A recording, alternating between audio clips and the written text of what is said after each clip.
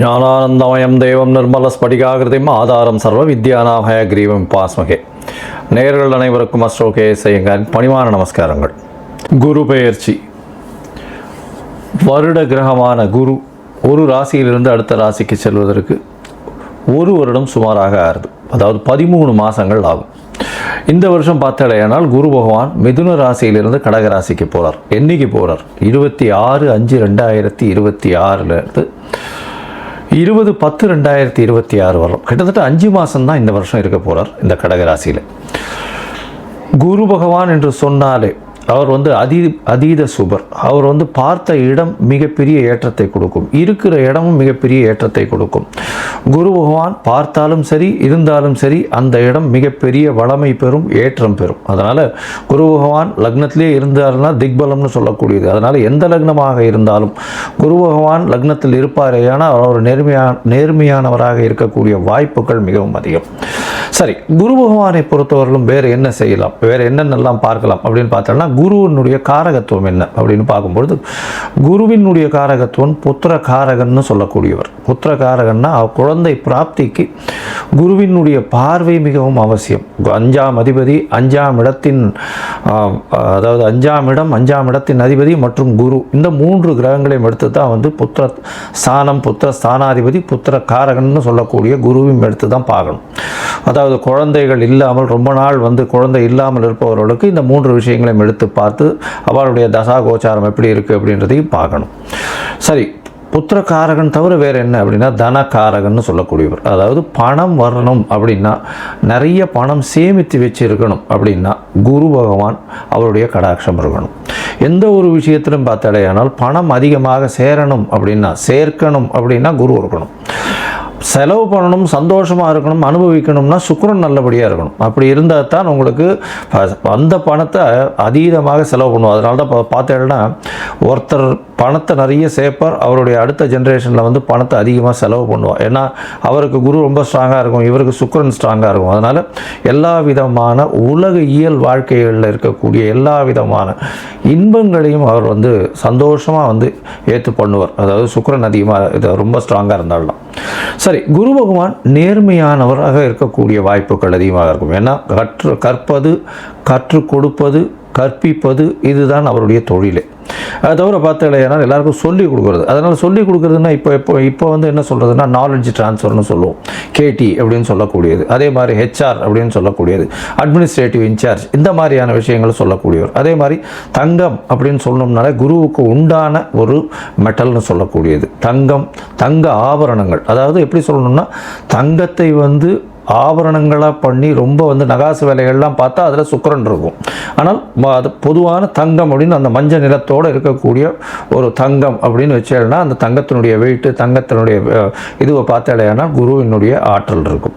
அதனால தான் தங்கத்திற்கு குருவினுடைய இது உலோகமாக கொடுக்கப்பட்டிருக்கு. சரி, இதை தவிர தாவரத்தில் பார்த்தோம்னா முல்லைப்பூ, முல்லை செடி, அதை தவிர இந்த வேர்க்கடலை இனிப்பு வகைகள், அதாவது கடலை மிட்டாய்னு சொல்லக்கூடியது, வேர்க்கடலை இனிப்பு வகைகள், சக்கரை பொங்கல், இந்த மாதிரியான விஷயங்கள். அதை தவிர பார்த்தாலேனால் இந்த குரு பகவானுக்கு உண்டான மஞ்சள் மூக்கு கடலை, வெள்ளை மூக்கு கடலை, கருப்பு மூக்கு கடலைன்னு இந்த குரு பகவானுக்கே சுண்டல் போடுவோம். அதை தவிர மஞ்சள் துணி, இது எல்லாமே குரு பகவானை சொல்லக்கூடிய விஷயம். குரு எல்லாவற்றிற்கும், அதாவது தேவர்கள் எல்லாருக்குமே அவர் தான் குரு. அதனால் இந்த குரு பகவான் எந்த கிரகத்தை பார்த்தாலும் குருவுக்கே எல்லா விஷயங்களிலும் அதிகாரம் உண்டு. அதனால் எந்த ஒரு தீய கிரகத்தை பார்த்தாலும் அவரும் கட்டுப்பாட்டில் வருவார். அதாவது தீய கிரகம்னு சொல்லக்கூடியது சூரியன், செவ்வாய், அதை தவிர ராகு, கேது, சனி, வாழெல்லாம் சொல்கிறோம். இந்த கிரகங்களை பார்த்தாரே ஆனால் அந்த கிரகங்கள் சுபப்படக்கூடிய வாய்ப்புகள் மிகவும் அதிகம். எந்த இடத்தில் இருந்தாலும் இந்த துர்கிரகங்கள் குருவின் பார்வையினால் சுபப்படக்கூடிய வாய்ப்புகள் மிகவும் அதிகமாக இருக்கும். சரி, இந்த குரு பகவான் இப்போது மிதுன ராசியிலிருந்து கடக ராசிக்கு போகிறார். இந்த குரு பகவானுடைய காலபுருஷ தத்துவத்தின் ராசி பார்த்தோம்னா 9ஆம் ராசியும் 12ஆம் ராசியும், அதாவது 9ஆம் ராசி அப்படின்னு சொல்லக்கூடியது தனுசு, 12ஆம் ராசின்னு சொல்லக்கூடியது மீனம். இந்த 2 ராசிக்கும் அதிபதியாக இருக்கக்கூடியவர் குரு. இந்த குரு பகவான் கடகத்தில் உச்சம் பெறுறார். கடகத்தில் உச்சம் பெறக்கூடியவர் குரு பகவான். இதில் என்ன ஒரு பெரிய விசேஷம் அப்படின்னா, குரு பகவான் 9ஆம் இடத்துல வந்து அதாவது உங்களுக்கு படிப்பு, அதை தவிர வெளிநாடு போய் படிப்பு, மேற்படிப்பு, இது எல்லாமே வந்து குரு பகவானால் நல்லபடியாக ஆசீர்வதிக்கப்பட்டால் மட்டுமே உங்களுக்கு கிடைக்கும். அதே மாதிரி 12ஆம் இடத்தினுடைய அதிபதினு சொல்லக்கூடியவர் காலபுருஷ தத்துவத்தின் பிரகாரம், அதன் மூலியமாக பார்த்தேனால் குரு பகவான் சுப செலவுகளை கொடுப்பார். அதாவது 12ஆம் இடம் செலவுகளை கொடுக்கறது, அதாவது அயன சயன போகஸ்தானம் விரயஸ்தானம்னு சொல்லக்கூடிய இடம். உங்களுக்கு வந்து சுப செலவுகள் கொடுக்கணும், அதாவது பணம் வந்தாலும் சுபமாக இருக்கணும். அதை தவிர வெளிநாட்டில் போய் உங்களுக்கு வந்து அங்கேயே இருந்து பிஆர், அதை தவிர வந்து பர்மனெண்ட் ரெசிடென்ட்ஷிப், அதை தவிர இந்த க்ரீன் கார்டு, இந்த மாதிரியான விஷயங்கள், H1B இதெல்லாம் வாங்கி அங்கேயே பர்மனெண்ட்டாக செட்டில் ஆகக்கூடிய பாக்கியத்தையும் உங்களுக்கு குரு பகவான் 12ஆம் இடத்துல இருந்தாலும் சரி, 8ஆம் இடத்திலிருந்து 12ஆம் இடத்தில் பார்த்தாலும் உங்களுக்கு அந்த வாய்ப்பினை நிச்சயமாக கொடுப்பார். சரி, இந்த குரு பகவான் இந்த ஒரு ராசிக்கும் என்ன பண்ணுறார் அப்படின்றத நம்ம பார்க்கலாம். அதற்கு முன்னாடி வந்து இந்த குரு பகவானை பொறுத்தவரையிலும் இன்னொரு பெரிய விசேஷமான விஷயம் என்ன அப்படின்னா, குரு பார்க்க கோடி நன்மைன்னு சொல்லுவோம். குரு பகவானுடைய பார்வைன்னு சொல்லக்கூடியது எந்த ராசியில் இருக்காரோ அந்த இடத்திலிருந்து 5ஆம் இடத்தையும் 7ஆம் இடத்தையும் 9ஆம் இடத்தையும் பார்க்குறார். 7ஆம் இடம்ன்றது 180 டிகிரியில் எல்லா கிரகங்களும் தன்னுடைய 180வது டிகிரியை பார்க்கக்கூடியது 7ஆம் இடம். அதில் வந்து எந்த ஒரு விஷயம் இல்லை. இப்போ விசேஷ பார்வைகள்னு சொல்லக்கூடியது வந்து செவ்வாய், சனி மற்றும் குரு, இந்த 3 கிரகங்களுக்கு இருக்குது அப்படின்னு சொல்கிறோம். அதை தவிர பார்த்தோம்னா ராகு கேத்துக்கு 3-11 இருக்குது, 3ஆம் இடமும் 11ஆம் இடமும் பார்க்கக்கூடியது இருக்குது அப்படின்னு சில கிரந்தங்கள் சொல்கிறது. இப்போ குருவினுடைய பார்வை 5-9, அதாவது அதிகமாக, அதாவது விசேஷ பார்வைகளாக இருக்கும். 5ஆம் இடம்னு சொல்லக்கூடியது விருச்சிகத்திலையும், 9ஆம் இடம் அப்படின்னு சொல்லக்கூடியது மீனத்திலையும் விழுறது. இதை தவிர மகரத்தையும் அவர் பார்க்குறார். ஏன்னா 7ஆம் இடமான கடகத்திற்கு 7ஆம் இடம்னு சொல்லக்கூடியது மகரம். இந்த மகரத்திலையும் அவரை பார்க்குறார். இதன் மூலியமாக என்ன ஆகும்? குரு பார்க்க கோடி நன்மை, அந்த இடம் எல்லாமே வளம் பெறும், சுபம் பெறும். அதை தவிர பார்த்தேனால் குரு பார்க்கறதுனால திருமண பாக்கியங்கள் ஏற்படும். அதாவது குரு பலம் வந்ததா அப்படின்னு சொல்லக்கூடியது. குரு பலம் வந்தது அப்படின்னு சொல்கிறது வந்து என்னென்னா, குருவினுடைய பார்வை 2, 4, 7, 8, 12 இந்த மாதிரியான விஷயங்களில் வந்ததே. ஆனால் குருவினுடைய பார்வை பட்டாலே, அதாவது அது வந்து நிச்சயமாக அவர்களுக்கு வந்து திருமண பாக்கியம் ஏற்படக்கூடிய வாய்ப்புகள் மிகவும் அதிகம். இதை தவிர பார்த்தேனால் 5ஆம் இடத்தை குரு பார்த்தாலும், அதை தவிர 5ஆம் இடத்தில் குரு இருந்தாலும் குழந்தை பிராப்தியும் ஏற்படக்கூடிய பாக்கியம் உண்டு. அதனால் இந்த குரு எந்த இடத்தில் இருந்தாலும் சுபத்தை செய்வார். எந்த இடத்தில் இருந்தாலும், எந்த துர்கிரகங்களோடு இருந்தாலும் அவரையும் சுபப்படுத்தக்கூடிய வாய்ப்புகள் மிகவும் அதிகம். இந்த குரு சிம்மத்தை பார்த்து, அதாவது பொதுவாகவே பார்த்தோம்னா சிம்மத்தை பார்த்து, சிம்மாதிபதியும் பார்த்து, அந்த மாதிரியான பொசிஷன்லாம் வந்ததுன்னா குரு பகவானை பொறுத்தவரையிலும் அரசாங்கம், அரசு தொழிலில் வந்து பெரிய ஏற்றத்தை கொடுக்கக்கூடியவராக இருப்பார். அதனால் குரு பகவான் மிகப்பெரிய ஏற்றத்தை கொடுக்கக்கூடிய காலகட்டமாக அமையும். சரி, இந்த குரு பகவானை பொறுத்தவரையிலும் எளிய பரிகாரங்கள் அப்படின்னு சொல்லக்கூடியது என்ன அப்படின்னு பார்த்தோம்னா, குருவினுடைய காயத்ரி. குருவினுடைய காயத்ரி என்ன அப்படின்னு பார்த்தோம்னா, ஓம் ரிஷபத்வஜாய வித்மஹே கிருணி ஹஸ்தாய தீமஹி தன்னோ குரு பிரச்சோதயாத் அப்படின்ற இந்த குரு காயத்ரி மந்திரமும், இல்லை குரு பிரம்மா குரு விஷ்ணு குரு தேவோ மகேஸ்வரா குரு சாக்ஷாத் பரபிரம்மா தஸ்மை குரவே நமஹா அப்படின்ற இந்த குருவினுடைய எளிய இந்த காயத்ரி மந்திரத்தையும் ஒரு நாளைக்கு 3 தரம் சொல்லிட்டு வர்றதன் மூலியமாக எந்த விதமான பிரச்சனைகளும், குருவினால் வரக்கூடிய பிரச்சனைகள் நிச்சயமாக அகலும். அதை தவிர பார்த்தோம்னா இன்னும் எளிய பரிகாரம்னு சொன்னால், அருகில் இருக்கக்கூடிய தட்சிணாமூர்த்திக்கு போய் நெய் வழக்கு போட்டு வாங்கும், நெய் தானம் கொடுங்க. கோவிலில் இருக்கக்கூடிய அர்ச்சகருக்கு வேஷ்டி தானம் கொடுங்க. அதை தவிர வந்து பட்டு தானம் கொடுங்க.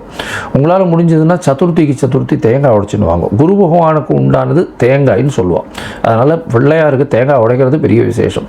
அதை தவிர நெய் போட்டு சக்கரை பொங்கல் பண்ணி இது வந்து பெருமாளுக்கு இது பண்ணிட்டு எல்லாருக்கும் கொடுக்கறது ரொம்ப பெரிய விசேஷத்தை நிச்சயமாக கொடுக்கும். சரி, இப்போது ஒரு ராசியாக மேஷம் முதல் மீனம் வரை இந்த குரு பெயர்ச்சி என்ன மாதிரியான மாற்றங்களை கொடுக்கும் அப்படின்றத பார்க்கலாம். அதற்கு முன்னாடி என்னுடைய மொபைல் நம்பர் ஸ்க்ராலிங்கில் போயின்னு இருக்கும். உங்களுக்கு அஸ்ட்ராலாஜிக்கல் கன்சல்ட் தேவைப்படுமே ஆனால் நீங்கள் எனக்கு ஃபோன் பண்ணுங்க. என்னுடைய கட்டணம் என்னன்னு சொல்கிறேன். உங்களுடைய தேதி, பிறந்த தேதி, நேரம், பிறந்த மாதம், வருஷம், அது தவிர உங்களுடைய நீங்கள் பிறந்த இடம், உங்களுடைய பெயர், தாய் தகப்பனார் பெயர், இது வரணும் நீங்கள் அனுப்பி வைங்க. இதை அனுப்பி வச்சோடனே உங்களுடைய ஜாதகத்தை போட்டுவிட்டு அதுக்கப்புறம் உங்களுக்கு அப்பாயின்மெண்ட்டு கொடுத்து உங்களுக்குன்னு டைம் ஒதுக்கி நான் உங்களுடைய பிரச்சனைகள் என்னன்றதை இது பண்ணி உங்களுடைய தசாபுக்திகள் இப்போ இருக்கக்கூடிய கோச்சாரங்கள் எப்படி இருக்குன்றதை வலுவாக இருக்கான்றதை பார்த்து உங்களுடைய பிரச்சனைகள் எந்த அளவுக்கு சுமூகமாக தீரும்ன்றதை சொல்கிறேன். ஏன்னா இப்போ ராசி சந்தி, லக்ன சந்தி இதெல்லாம் ரொம்ப அதிகமாக இருக்குது. 50 வயசில் இருப்பா, அவளுக்கு ரிஷபராசியாக மிதுன ராசியானே தெரியாது. மிருகசீர நட்சத்திரம்னு சொல்லிட்டு இருப்பா, 2வது பாதம் 3வது பாதம் மாற்றி மாற்றி சொல்லிட்டு இருப்பா. அதே மாதிரி விசாகம் சொல்லிட்டு இருப்பா. துலாமாக இருக்குமா இல்லைன்னா விருச்சிகமாக இருக்குமான்னு தெரியாது. அதனால் கண்டிப்பாக ஜாதகத்தை போட்டு அதில் சந்தி இருக்கான்னு பார்த்துட்டு அதுக்கப்புறம் தான் உங்களுக்கு நான் அப்பாயின்மெண்ட் தர முடியும். சரி, இப்போ மேஷம் முதல் மீனம் வரை குரு பெயர்ச்சி பலன்கள் எப்படி இருக்குன்னு பார்க்கலாம். ரிஷபம், கிருத்திகை, ரோகிணி, மிருகசீரிஷம் இந்த 3 நட்சத்திரம் 9 பாதங்களை கொண்ட ராசி. ராசியின் அதிபதி அப்படின்னு சொல்லக்கூடியவர் சுக்கிரன். குரு பகவான் உங்களுடைய ராசிக்கு 3ஆம் இடத்துக்கு வர்றார். என்ன சார் 3ஆம் இடத்துக்கு குரு பகவான் வர்றாரு சார் அப்படின்னா, 3ஆம் இடத்துக்கு வர்றது நிச்சயமாகவே நல்லபடியாக இருக்கும். ஏன்னா உங்களுடைய ராசிக்கு பார்த்தோன்னா 8, 11 அதிபதி. அதனால் அவர் போய் 3ஆம் இடத்துல போய் இருக்கார் அப்படின்னும் போது நல்ல ஒரு ஏற்றத்தை கொடுக்கும். பண வரவுக்கு பஞ்சம் இருக்காது. ஏன்னா 11ஆம் அதிபதியே 3ஆம் இடம்னு சொல்லக்கூடிய முயற்சி ஸ்தானத்தில் போய் உட்கார்ந்துருக்கிறதுனால கவலைப்பட தேவையில்லை. எல்லா விதமான முயற்சிகளும் நிச்சயமாக கைகூடும் கண்டிப்பாக. ஆனால் போட்டிகளில் இறங்க வேண்டாம். எதனால் போட்டிகளில் இறங்க வேண்டாம் அப்படின்னா, முயற்சிகள் பண்ணுங்கோ, உங்களுக்கு நிச்சயமாக வரும். ரொம்ப போட்டிகள்லாம் இறங்காதீங்க. ஏன்னா 3ஆம் இடம் அப்படின்னு சொல்லக்கூடியது முயற்சி ஸ்தானம். முயற்சி ஸ்தானத்தில் உங்களுடைய முயற்சியில் சுவர் இருக்கிறதுனால நல்ல ஒரு ஏற்றம் கிடைக்கும். அதுவும் 8ஆம் அதிபதி 3ஆம் இடத்துல இருக்கார். அதனால் வெளிநாடு போகக்கூடிய யோகத்தை கண்டிப்பாக கொடுக்கக்கூடிய காலகட்டமாக இருக்கும். சரி, இந்த குரு பெயர்ச்சி அதாவது மிதுனத்திலிருந்து கடகத்துக்கு 26/5/2026 20/10/2026 வரலும் உண்டான காலகட்டத்தில் கடகத்தில் உச்சமாக வேறு இருக்கார். அதனால் பார்த்தோம்னா உங்களுடைய தொழிலில் செய்யக்கூடிய தொழிலில் அதீதமான லாபங்கள் வரக்கூடிய வாய்ப்பு. ஏன்னா குரு பகவானே 11ஆம் இடம் அப்படின்னு சொல்லக்கூடிய உங்களுடைய லாபஸ்தானத்தை பார்க்குறார். 11ஆம் இடம்னு சொல்லக்கூடியது நீங்கள் நினைத்தது எல்லாமே நடக்கக்கூடிய காலத்தை அவர் நிச்சயமாக, இவ்வளோ நாள் சனி பகவான் இருக்கார், அதுவும் நல்ல ஏற்றம். ஏன்னா 11ஆம் இடத்துல சனி பகவான் இருக்கிறது ரொம்பவுமே விசேஷம். எந்த ஒரு விஷயமாக இருந்தாலும் நிச்சயமாக நல்ல ஒரு ஏற்றத்தை கொடுப்பார். அதாவது நீங்கள் நினைச்சது எல்லாமே கைகூடக்கூடிய காலகட்டமாக அமையும். ஆனால் 11ஆம் இடத்தில் சனி பகவான் இருக்கிறதுனால மூத்த சகோதரிகளோட சிறு சிறு மனக்கசப்புகள் வரும். ஆனால் இப்போ பார்த்தீங்கன்னா அவர்களால் உங்களுக்கு ஆதாயம் அதிகமாக இருக்கக்கூடிய வாய்ப்பு உண்டு. ஏன்னா குரு பகவான் தன்னோட வீட்டையே பார்க்குறார். 11ஆம் இடத்தையே பார்க்கறது பெரிய விசேஷத்தை கொடுக்கக்கூடிய காலகட்டமாக அமைய போகிறது. அதுவும் பார்த்தீங்கன்னா இந்த டைரக்டர்ஸ், ஆர்ட் டைரக்டர்ஸ், அதை தவிர ஃபிலிம், இந்த சின்னத்திரை பெரிய திரை, இந்த இதில் இருக்கிறவா கேமராமேன், இவாளுக்கெல்லாம் பெரிய ஏற்றம் கிடைக்கக்கூடிய வாய்ப்புகள் இந்த காலகட்டத்தில் நிச்சயமாக இருக்கும். ஒரு பெரிய புகழ், அந்தஸ்து, கௌரவம்லாம் வரக்கூடிய வாய்ப்புகள் உண்டு. ஐடி ஃபீல்டில் இருக்கிறவாளுக்கு பெரிய ஏற்றம் கிடைக்கக்கூடிய வாய்ப்புகள் உண்டு. இந்த 3ஆம் இடத்தில் இருக்கக்கூடிய குரு பகவான் அவருடைய விசேஷ பார்வைகள்னு சொல்லக்கூடிய 5ஆம் இடத்தை பார்க்குறார். 5ஆம் இடத்தை பார்க்கும்பொழுது உங்களுக்கு 7ஆம் இடமாக இருக்குது. அதாவது 5ஆம் பார்வையில் உங்களுக்கு 7ஆம் இடத்தை பார்க்குறார். இதனால் குருபலம் வந்தாச்சு அப்படின்னு சொல்லக்கூடிய திருமணத்திற்கு பார்த்து கொண்டிருக்கக்கூடிய ஆடவர் பெண்டீர் இவர்களுக்கு கல்யாணம் ஆகக்கூடிய வாய்ப்புகள் இந்த காலகட்டத்தில் நிச்சயமாக அமையும். ஏன்னா உங்களுடைய ராசிக்கு 7ஆம் இடத்தை பார்க்கறது அப்படின்றதுனால குரு பலம் நிச்சயமாக வந்திருக்கு. இதன் மூலியமாக பார்த்தலையானால் நிச்சயமாக உங்களுக்கு திருமணம் எவ்வளோ நாளாக பார்த்துருந்து தட்டின்னு போயிட்டே இருந்ததெல்லாம் நிச்சயமாக திருமண பாக்கியம் ஏற்படக்கூடிய காலகட்டமாக அமையிறது. இதை தவிர பார்த்தலையானால் பார்ட்னர்ஷிப் பிஸ்னஸில் பெரிய ஏற்றம் கிடைக்கும். பார்ட்னர்ஷிப் பிஸ்னஸில் பார்த்தலையானால் உங்களுக்கு திடீர் பணம் வரக்கூடிய வாய்ப்பு, வெளிநாட்டில் புது பார்ட்னர்ஷிப் அமையக்கூடிய வாய்ப்புகள் இருக்கும். அது தவிர பார்த்தலையானால் எதிர்பாலினத்தவர் மூலியமாக நல்ல ஒரு ஆதாயம் கிடைக்கக்கூடிய வாய்ப்புகள் இந்த காலகட்டத்தில் உண்டு. உங்களுடைய ராசிக்கு பார்த்தோம்னா 9ஆம் இடத்துல குரு பகவான் பார்க்குறார். குரு பகவான் 9ஆம் இடத்தை பார்க்குறார் அப்படின்னும் போது உங்களுக்கு வெளிநாடு, வெளியூர், வெளிமாநிலம் சென்று படிக்கக்கூடிய யோகத்தை கொடுப்பார். 9ஆம் இடம்னு சொல்லக்கூடியது உங்களுக்கு பாக்கியத்தை கொடுக்கக்கூடிய இடம். பாக்கிய ஸ்தானத்தை குரு பகவானே பார்க்கறதுனால உங்களுக்கு பாக்கியங்கள் வரக்கூடிய வாய்ப்பு. என்ன பாக்கியம்? அதாவது போஸ்ட் கிராஜுவேஷன் படிக்கிறது, மேற்படிப்பு படிக்கிறதுக்குன்னு வெளிநாடு, வெளியூர் போகக்கூடிய வாய்ப்பு இந்த காலகட்டத்தில் நிச்சயமாக அமையும். அது தவிர 11ஆம் இடத்தையும் குரு பார்க்கறதுனால செய்யக்கூடிய தொழிலில் அதீதமான லாபங்கள் வரக்கூடிய வாய்ப்பு இந்த காலகட்டத்தில் நிச்சயமாக அமைய போகிறது. மொத்தத்தில் பார்க்கும்பொழுது இந்த ரிஷபராசிக்காரர்களுக்கு பெரிய ஏற்றம் கிடைக்கக்கூடிய காலகட்டமாக அமைய போகிறது. உங்களுடைய ராசிக்கு 3ஆம் இடத்தில் வரக்கூடிய குரு பகவான் மூலியமாக உங்களுடைய இளைய சகோதரர்கள் மூலியமாக நல்ல ஒரு ஏற்றம் இருக்கும். கவிதை, கட்டுரை இதெல்லாம் எழுதுகிறவாளுக்கு நல்ல ஒரு ஏற்றம் இருக்கும். ஏன்னா அதாவது ஃப்ரண்ட் ஸ்க்ரீனுக்கு வராமல் பிஹைண்ட் ஸ்க்ரீனில் பண்ணக்கூடிய வேலைகளில், அதாவது டைரக்டர்ஸு, அது தவிர ஆர்ட் டைரக்டர்ஸு, கேமராமேன், அதுக்கப்புறம் வந்து எழுத்து பணியில் இருக்கிறவங்க, இவங்களுக்கெல்லாம் பார்த்திங்கன்னா திடீர் யோகங்கள் வரக்கூடிய வாய்ப்புகள் நிச்சயமாக உண்டு.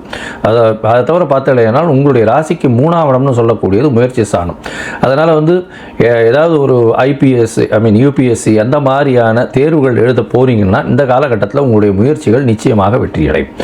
உங்களுடைய ராசிக்கு 7ஆம் இடத்தை குரு பார்க்கறதுனால, குரு பகவானின் பார்வை இருக்கிறதுனால 7ஆம் இடம் வலுத்து போகிறது, குரு பலம் வந்தாச்சு. அதனால் வந்து குரு பலன் நிச்சயமாக கிடைக்கக்கூடிய வாய்ப்புகள் உண்டு. இந்த காலகட்டத்தில் திருமண பாக்கியம் ஏற்படும்.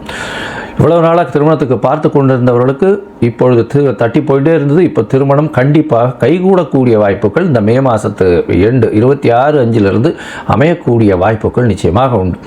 உங்களுடைய ராசிக்கு 9ஆம் இடத்தை குரு பார்க்கறதுனால தந்தையின் உடல்நிலையில் நல்ல ஒரு ஏற்றம் இருக்கும். தந்தையினுடைய சொத்துக்கள் வந்து சேரக்கூடிய வாய்ப்பு உண்டு. தந்தையின் மூலியமாக வரக்கூடிய பணங்கள் நிச்சயமாக வரக்கூடிய வாய்ப்புகள் உண்டு.